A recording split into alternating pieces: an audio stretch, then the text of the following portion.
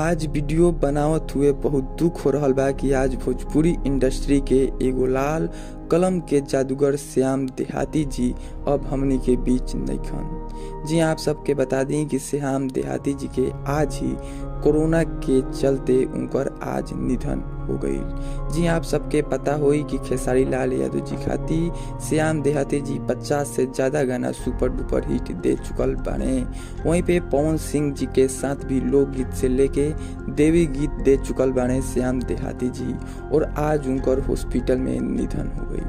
जी आप सबके बता दी कि ऐसा रिपोर्ट निकल के आ रहा बा कि उनका कोरोना हो गई रहे और कोरोना के लेकर ही आज उनकर निधन हो चुकल बाटे।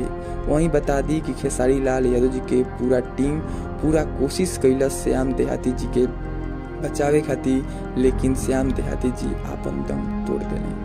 तो ई भोजपुरी इंडस्ट्री खातिर बहुत ही दुख के खबर बा, और भोजपुरी इंडस्ट्री एगो आपन लाल के आज खो देले बाटे। और आज हमनी के भोजपुरी इंडस्ट्री खातिर बहुत ही दुख के खबर बाटे। तो आप सब ज्यादा से ज्यादा उनके खातिर प्रार्थना करें कि श्याम देहाती जी के आत्मा के शांति दे।